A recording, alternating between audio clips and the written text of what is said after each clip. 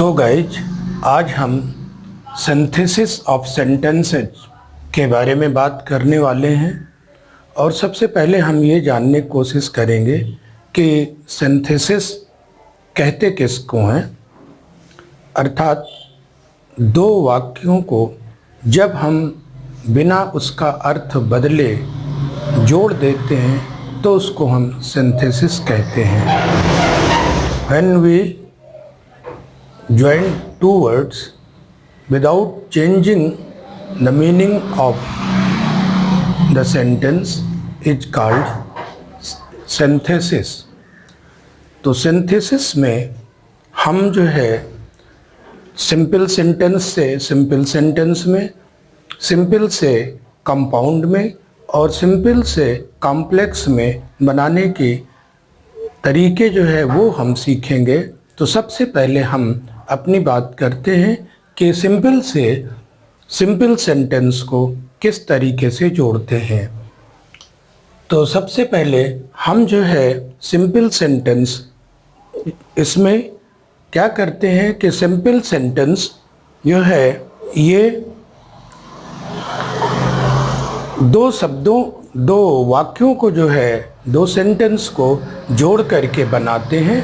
और इसमें finite verb जो है वो महत्वपूर्ण होती है। आप सब लोग जानते हैं फाइनाइट वर्ब अर्थात ये क्रिया होती है जो कि हमेशा जो है वो चेंज होती रहती है। तो एक फाइनाइट वर्ब का होना इसमें ज़रूरी होता है। और हम जो है पहले सिंपल सेंटेंस की बात करेंगे और सिंपल सेंटेंस को हम किस तरीके से जोड़ सकते हैं। पहले तो पार्टिसिपल का प्रयोग करके। तो पार्टिसिपल जो है वो तीन तरह के होते हैं। तो प्रेजेंट पार्टिसिपल पहला है, ये प्रेजेंट पार्टिसिपल, इसका प्रयोग करके हम जो है वो पहला उदाहरण इसका देखते हैं। Bridges jumped up, present participle bridges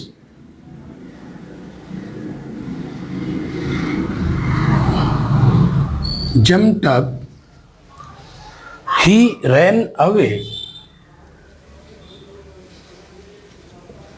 he ran away। अब यहाँ पर इनको हमें क्या करना है कि एक फाइनाइट वर्ब से इसको जोड़ना है। ब्रिजेस जम्प्ड अप, ही रैन अवे। तो हिंदी में इसको क्या कहेंगे कि ब्रिजेस कूदा और वो दौड़कर भाग गया। अब आपको कोशिश ये करनी है कि कहना है कि ब्रिजेस कूदकर भाग गया।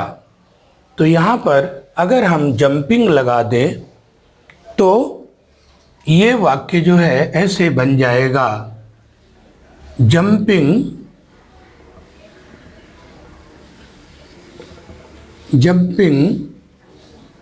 Bridges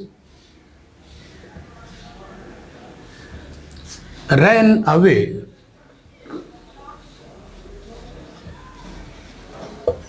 ran away. इसी तरह से ये तो हमारा उदाहरण ये हो गया प्रेजेंट पार्टिसिपल का। दूसरा उदाहरण हम लेते हैं पास्ट पार्टिसिपल का। दूसरा है हमारा पास्ट पार्टिसिपल। पास्ट पार्टिसिपल का उदाहरण है I found my shirt, the shirt was last. I found my shirt एक हो गया और दूसरा है द शर्ट वाज लास्ट। अब क्या करना है, इसको आपको एक में जोड़ना है। हमारे जो एग्ज़ाम में पूछा जाता है तमाम तरह के तमाम वेरियस जो कम्पिटिटिव एग्जामिनेशंस हैं उनमें भी पूछा जाता है। I found my shirt, the shirt was last. तो इसको जोड़िए, सिंपल से सिंपल में जोड़ना है। आई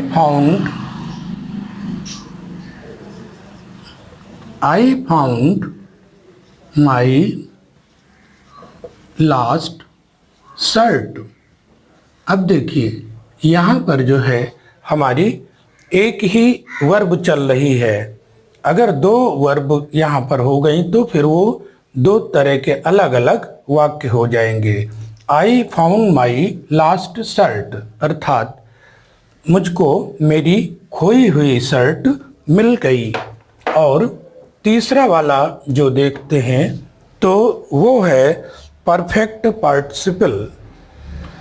ये दो हमारे हो गए और तीसरा हम देखते हैं परफेक्ट पार्टिसिपल।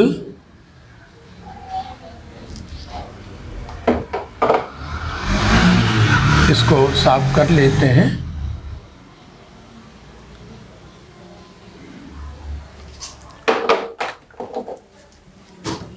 तीसरी वर्ब है, तीसरा जो हमारा है पार्टिसिपल, तो वो है परफेक्ट पार्टिसिपल। अब इसमें क्या होता है कि हम जो है इनको जोड़ते हैं और उदाहरण आपके सामने ये है। The mother cooked the food, she gave it to her sons. The mother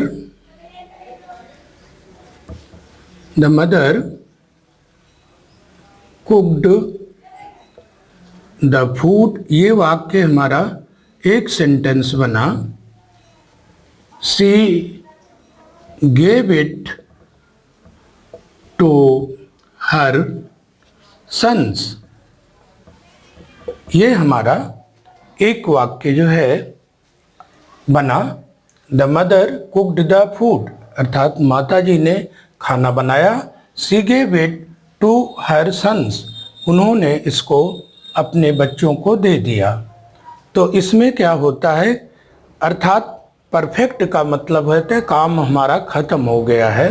तो परफेक्ट पार्टिसिपल में हम इसको हैविंग से लगा करके जोड़ते हैं और ये इस तरह से बनेगा। Having cooked the food, having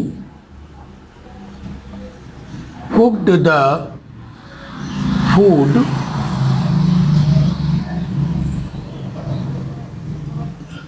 mother gave it to her sons. तो यहाँ पर हमने देखा the mother cooked the food, she gave it to her sons. इसको दोनों को जोड़ने का हमने इस तरह से हैविंग लगा करके इसको जोड़ दिया। Having cooked the food, mother gave it to her sons. तो इस तरह से हम पार्टिसिपल के यूज करके हम एक सिंपल सेंटेंस को सिंपल सेंटेंस में जोड़ सकते हैं। फिर से ध्यान रखना है कि हमारे जो पार्टिसिपल हैं वो तीन तरह के होते हैं। प्रेजेंट पार्टिसिपल, पास्ट पार्टिसिपल और तीसरा ये है परफेक्ट पार्टिसिपल। तो इस तरह से इनका यूज करके हम जो है वो सिंपल सेंटेंस को बना सकते हैं। दूसरा तरीका हमारा ये है कि हम सिंपल सेंटेंस को और किस तरह से जोड़ते हैं। तो दूसरा हमारा है इन्फिनिटिव का प्रयोग करके। दूसरा है ये जोड़ने का तरीका, इसको इन्फिनिटिव का यूज करके कैसे हम इसको जोड़ सकते हैं। अब प्रश्न उठा कि इन्फिनिटिव किसको कहते हैं। वर्ब के पहले जब टू लगा देते हैं तो उसको हम इन्फिनिटिव कहते हैं। जैसे कि to run, to go, to come, तो ये जो है इन्फिनेटिव बन जाते हैं। अब इसका यूज कैसे करते हैं ये देखिए। He came here, he wanted to see his brother. He came hair,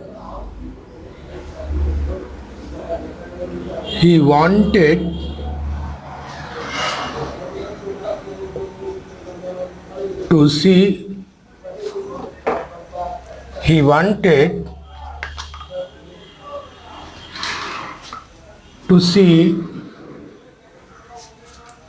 his brother. He came here, he wanted to see his brother. वो यहाँ आया, वो अपने भाई से मिलना चाहता था। अब इसको आप इस तरह से इन्फिनेटिव लगा करके he came here to see his brother ऐसे कर सकते हैं। ही केम हेयर, ये लगा दिया to see his brother, to see his brother. तो इस तरह से ये हम इन्फिनेटिव का यूज इस तरह से। दूसरा एक उदाहरण, ये तो आपका पहला एग्जाम्पल है। दूसरा वाला एग्जाम्पल आप देख लीजिए। She will see me, she wants this. She will see me, she wants this. अब इसको सिंथेसिस कीजिए, अर्थात दोनों को जो है एक में जोड़ दीजिए। She will see me, वो मुझसे मिलेगी। She wants this। अब इसको हम इस तरह से जोड़ सकते हैं।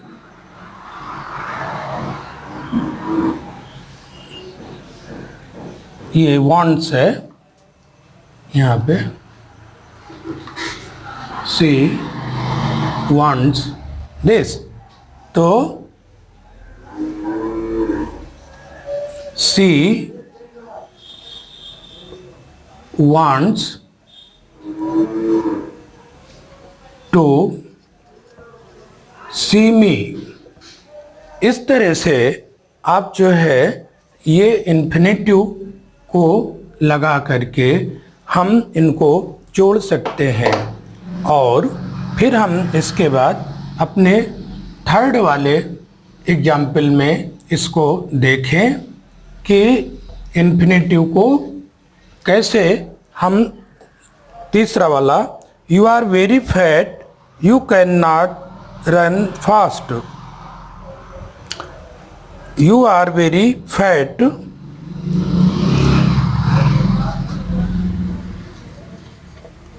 you are very fat एक सेंटेंस, और you can not run fast। ये कई तरह के कई बारी इस तरह के हमको सिंपल सेंटेंस बनाने के लिए मिल जाते हैं। तो you are very fat, तुम बहुत मोटे हो, तुम दौड़ नहीं सकते हो। तो इसको हम इस तरह से बना सकते हैं। एक में, you are too fat to run, इनको देखना है। इस तरह के एग्जाम में कई बार आ जाते हैं। इसको हम इस तरह से मिला करके लिख सकते हैं।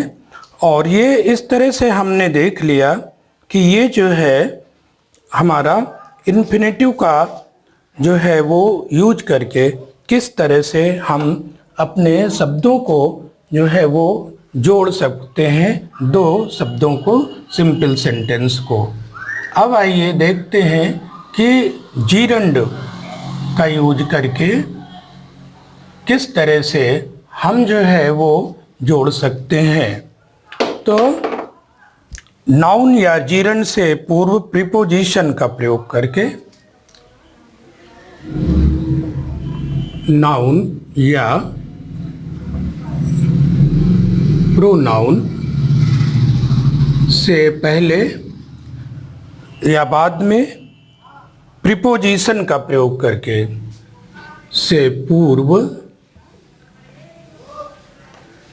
प्रीपोजिशन का प्रयोग करके ये भी हम सिंपल सेंटेंस बना सकते हैं। For example, he taught me, he gave me 5 rupees।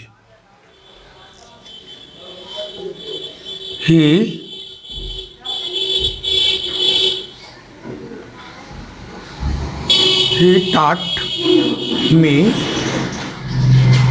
he gave 5 rupees to me। अब इसको हम प्रीपोजिशन का यूज करके, प्रीपोजिशन किसको कहते हैं आपने पढ़ा होगा, जैसे कि इन है, ऑन है, बिसाइड्स है, तो फ्रॉम है, तो इन सबको हम प्रीपोजिशन कहते हैं। तो नाउन या प्रोनाउन से पहले he bought, he taught me, he gave 5 rupees to me, उसने मुझको पढ़ाया और उसने मुझे, he gave 5 rupees to me, उसने 5 रुपए दिए। दोनों को हम कैसे मिला सकते हैं? तो बिसाइड्स ये हमारा प्रीपोजिशन है। बिसाइड्स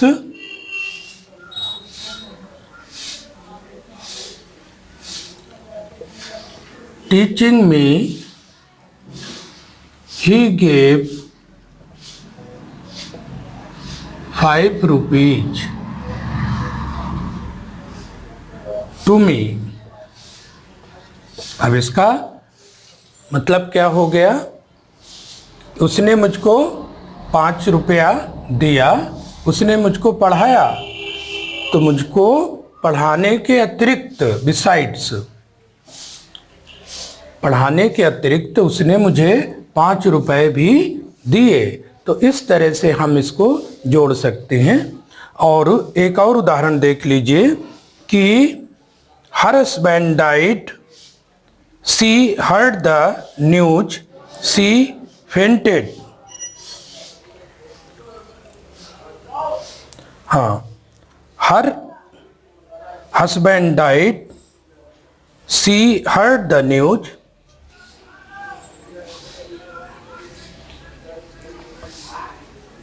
हर हस्बैंड डाइट, एक हो गया, सी हर्ड द न्यूज,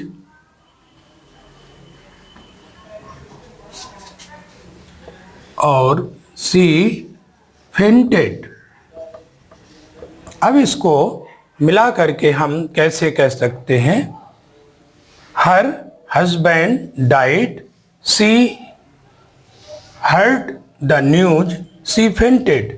उसका हस्बैंड मर गया, उसने ये न्यूज सुनी, और वो तीसरा है सी फेंटेड। 3 इसमें सिंपल सेंटेंस है।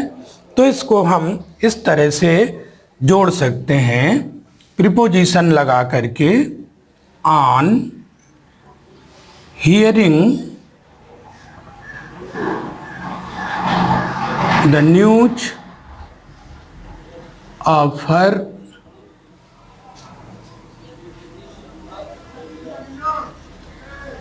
husband's death, यहाँ पर कामा कर लीजिए। सी फेंटेड, अर्थात अपने पति की मृत्यु को सुन करके वो बेहोश हो गई। तो यहाँ पर ऑन हियरिंग जो हमने लगाया, ये क्या है? ये है हमारा प्रीपोजिशन, जो कि हमने यहाँ पर न्यूज, ये जो न्यूज है ये नाउन है, इसके पहले लगाया गया और इस तरह से इस वाक्य को हमने कंप्लीट किया। अब we are going to see some more examples, जिससे आपको ये ठीक से समझ में आए। तो एक उदाहरण हम और इसका लेते हैं। राम रिटर्न टू राम, हाँ, द जर्नी, अगला है Ram killed Ravana, he return to Ayodhya. Ram killed Ravana,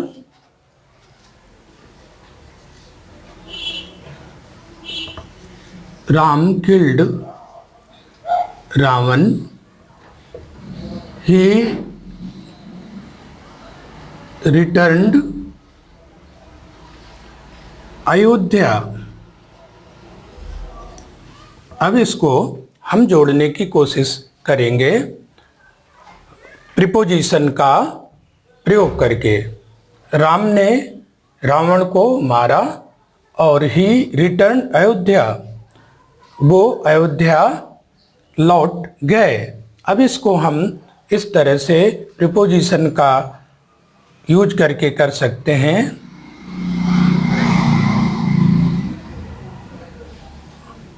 Ram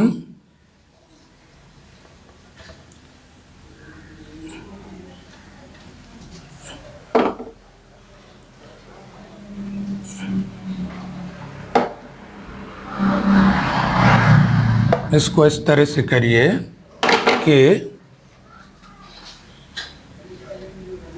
killing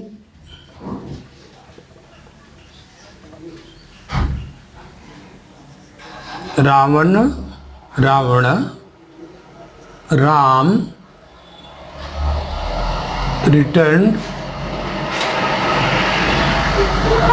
to Ayodhya. अब यहाँ पर आप देखें कि हमने return to Ayodhya, killing Ravana, Ram killing Ravana, Ram return to Ayodhya. लेकिन इसमें अभी प्रीपोजिशन जो है वो नहीं लग पाया है, तो इसको हमें लगाना होगा। उसका यूज करके कैसे करें? बना इस तरह से भी आप सकते हैं किलिंग, तो लेकिन ये जो है ये इसमें प्रीपोजिशन नहीं हुआ, तो इसमें प्रीपोजिशन लगा करके हम देखते हैं। तो प्रीपोजिशन आप इसमें आफ्टर लगा दीजिए, किलिंग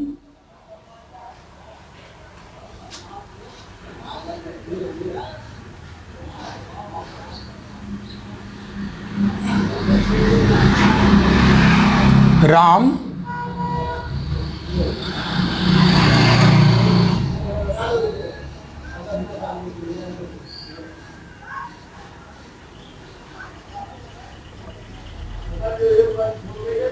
returned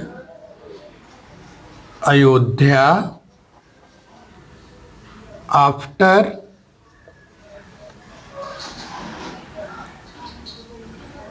killing रावण। तो यहाँ पर हमने आफ्टर लगा दिया और इस तरह से आफ्टर लगा करके हमने इसको सिंपल वाक्य जो है वो अपना बना लिया। इसी तरह से एक और उदाहरण है,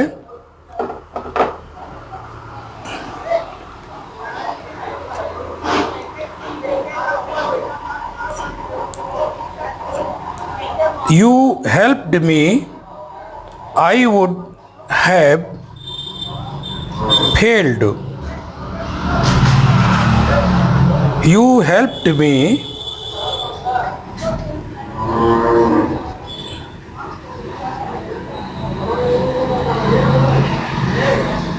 you helped me, और आगे है you helped me, I would have failed.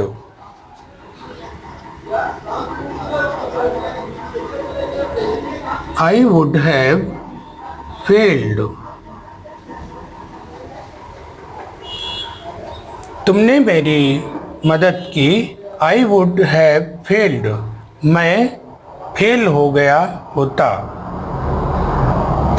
तो इसको इस तरह से करें, मिलाइए। I would have failed without your help. तो इस तरह से हम इनको अपने वाक्यों को नाउन से पहले प्रीपोजिशन का यूज करके बना सकते हैं। अब हम दूसरी तरह के जो हमारे सेंटेंसेज हैं उनको लेते हैं कि इनको यूज करके हम कैसे बना सकते हैं एडवर्ब या एडवर्बियल फ्रेज का यूज करके। तो एडवर्ब या एडवर्बियल फ्रेज का यूज करके हम अपने जो हमारे सेंटेंस हैं adverb and adverbial phrase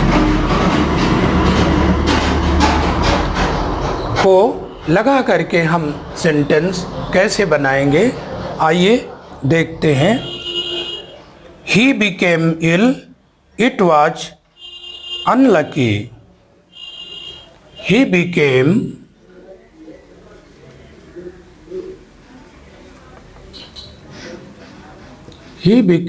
ill, it was unlucky. अब दोनों को इसको हम एडवर्ब से जोड़ते हैं। He became तो अनलकी, अनलकली आप कर लीजिए। Unluckily, he became ill। तो इस तरह से ये वाक्य हमारा जुड़ गया। इसी तरह से she read a book, she was in a hurry। she read a book, she was in a hurry।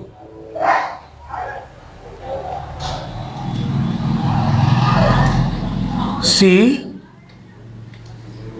read a book,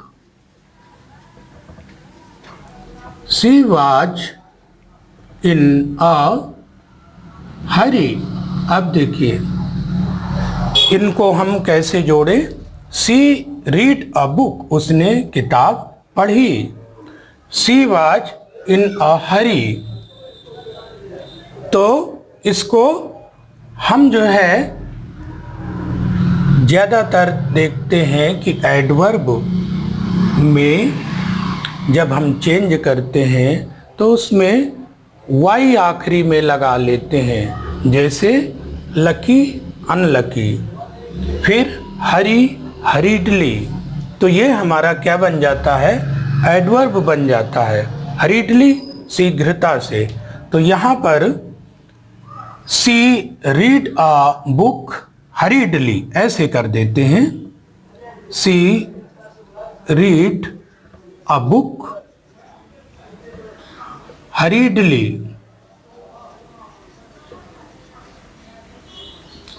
तो इस तरह से ये एडवर्ब जो है वो यूज करके हम सेंटेंस को जोड़ सकते हैं। आइए और एक उदाहरण देखें। You must do the work, the caste does not matter.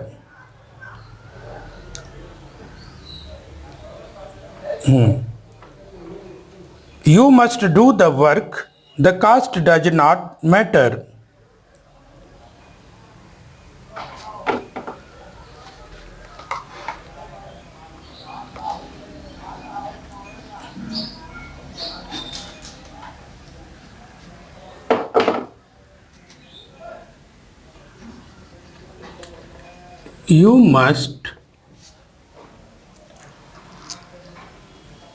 You must do the work,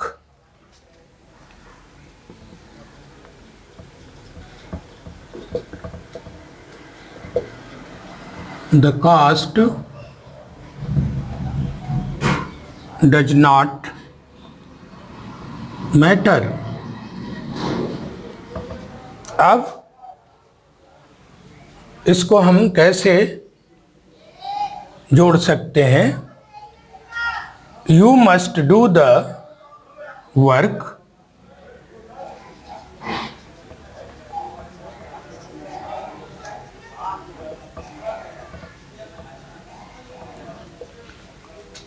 at any caste. तो इस तरह से ये हमारा जो वाक्य है जो दो हिस्सों में बटा था वो जुड़ गया, और हम इसको एडवर्ब से, या हम इसको एडवर्बियल जो फ्रेज है यहाँ पर ये एडवर्बियल फ्रेज हो गई, इससे हम इनको जोड़ सकते हैं। अब हम अगला वाला लेते हैं, नाउन या फ्रेज इन अपोजिशन का यूज करके हम कैसे इसको जोड़ सकते हैं। अगला हम जो ले रहे हैं, नाउन या फ्रेज इन अपोजिशन।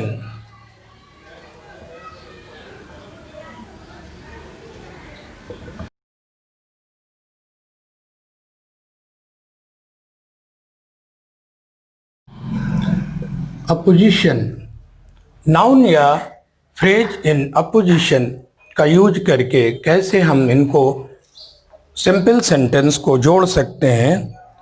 देखिए, ये हमारा एग्जाम्पल है। Shivaji was brave Maratha.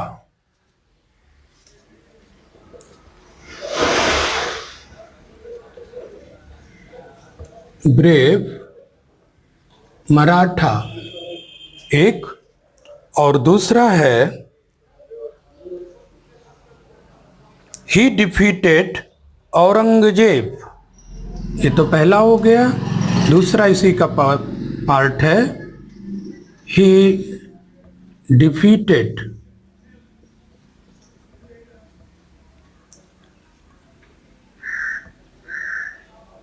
औरंगजेब। तो इसको हमको नाउन या फ्रेज इन अपोजिशन। अब देखिए, फ्रेज इन अपोजिशन किसको कहते हैं, इसका मतलब क्या हो गया? इसका मतलब है कि निकटता, समथिंग नियर। तो यहाँ पर शिवाजी से निकटता, इस वाक्य में देखिए समझना है, शिवाजी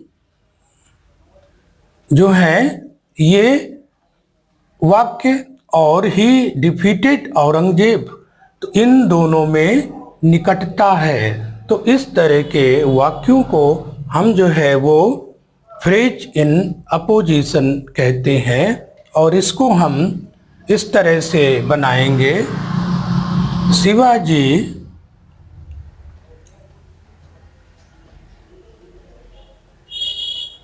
शिवाजी द ब्रेव मराठा अब देखिए यहां डिफीटेड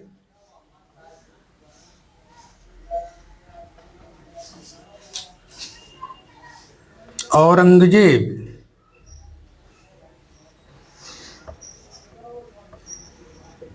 तो ये केस फ्रेज इन अपोजिशन का यूज करके हमने किया। दूसरा, Shyam is our captain, he hit the ball hard.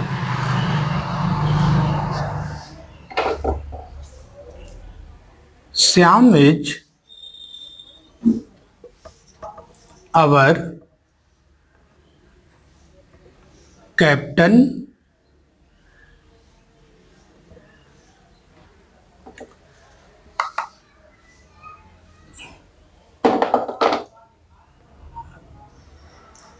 he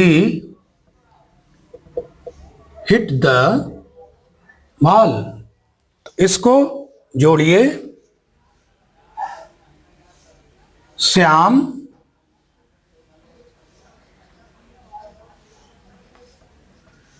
our captain hit the ball। तो ये जो है ये फ्रेज इन अपोजिशन का यूज करके हमने इस वाक्य को जो है वो जोड़ लिया। तो अब जो है इसी तरह से हम एक उदाहरण और लेते हैं। Kabir was the famous poet, he was a weaver.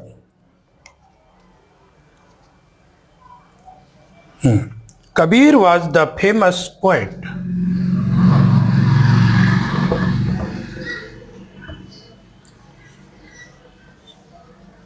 Kabir was a famous poet,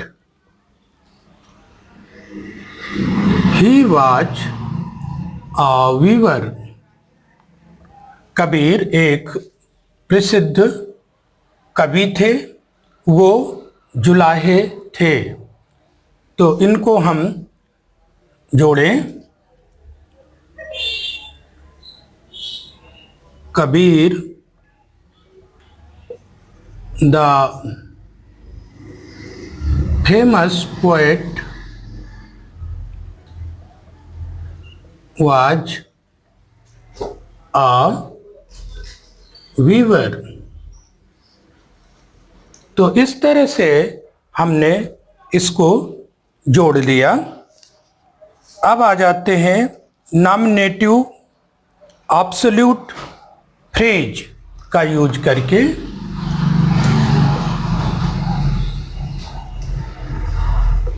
तो इन तमाम तरीके से हम जो है इनको जोड़ सकते हैं। Nominative absolute phrase, nominative absolute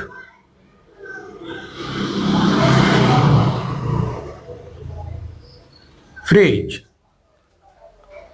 absolute का मतलब है कि स्वतंत्र, अर्थात जिसमें जो फ्रेज बनता है वो स्वतंत्र होता है। तो इसका जो एग्जाम्पल है उसको हम देखते हैं। The teacher was absent, the boy did not work.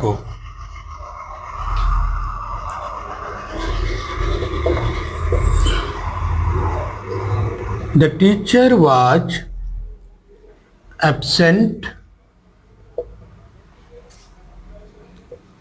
the boys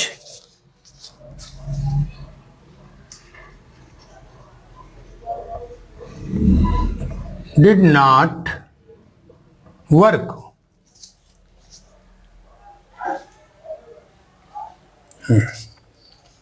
The teacher was absent। तो आइए इसको जोड़ते हैं। The teacher being absent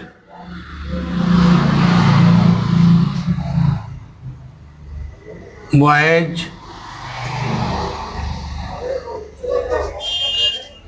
did not work।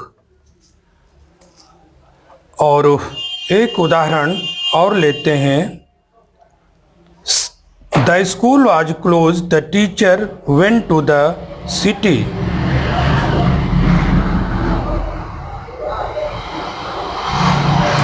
हाँ, the school was closed,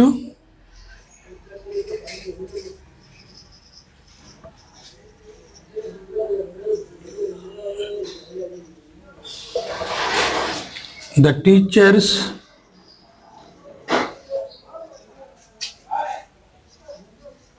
went to city। अब इसको हम इस तरह से करते हैं।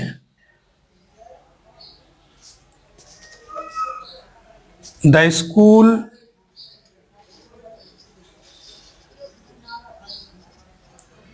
having been closed,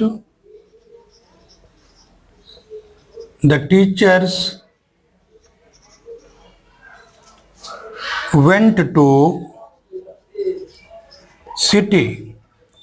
तो इस तरह से हमने यहाँ नॉमिनेटिव एब्सोल्यूट का यूज करके दो सेंटेंस को क्या किया कि हमने जोड़ दिया। अब हम अपने एक दूसरे तरीके से हम इसको देखेंगे कि और कैसे हम इन सिंपल सेंटेंस को जोड़ सकते हैं। और अगला है एडजेक्टिव फ्रेज तथा कंजंक्शन। एडजेक्टिव और एडजेक्टिव फ्रेज और कंजंक्शन। तो इनको हम उदाहरण के द्वारा देखते हैं। आइए देखते हैं। A boy came here, he was blind। A boy came, the boy was blind। अब इसको हम एडजेक्टिव से कैसे जोड़ सकते हैं। एडजेक्टिव आप सभी जानते हैं, इसका मतलब है कि किसी चीज की विशेषता बताना। तो अब इसको सिंपल में मिलाइए। A boy came, the boy was blind. तो अ ब्लाइंड बॉय केम। इसी तरह से there is a book on the table, it is the Ramayana. There is a book on the table, it is the Ramayan.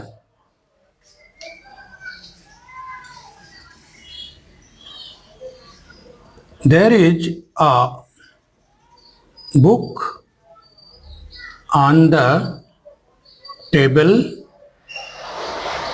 ये it is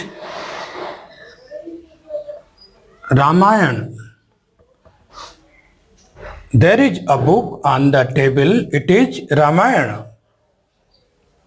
तो आइए मिलाएं इसको। The book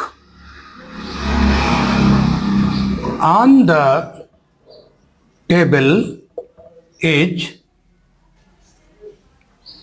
Ramayan.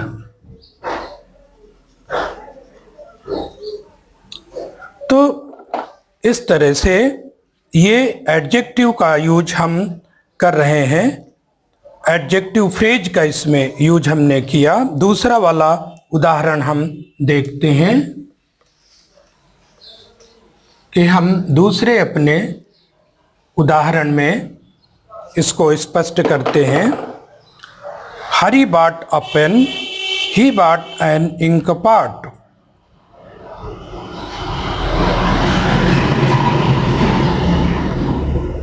Hari bought a pen, और अगला है he bought an ink pot.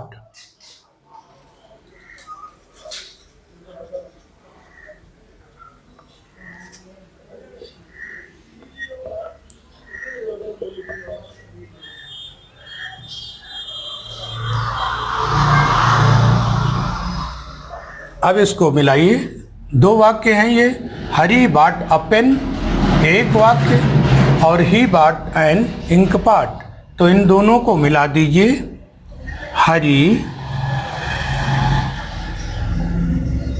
Hari bought a pen and ink pot.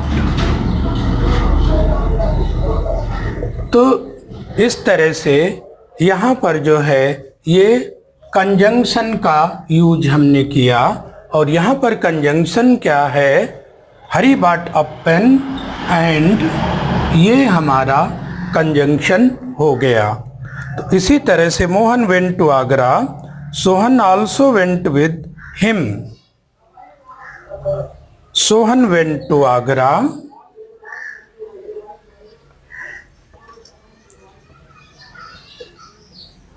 Sohan went to Agra, और Sohan also went with him.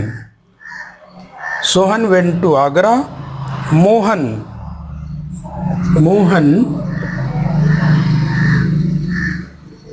Also went with him. अब देखिए, सोहन आगरा गया, मोहन भी उसके साथ गया, तो इसको मिला दीजिए कंजंक्शन से। Sohan and Mohan went to Agra. तो इस तरह से हमने आज देखा कि सिंपल सेंटेंस को किस तरह से सिंपल सेंटेंस में ही हम जोड़ सकते हैं। वेरियस एग्जाम्पल से आप लोगों के समझ में आ गया होगा। फिर से हम इस बात को आगे कॉम्प्लेक्स में कैसे जोड़ते हैं वो आपको बताएंगे। तब तक देखते रहिए इस हमारे एजुकेशनल समझ चैनल को। Thank you.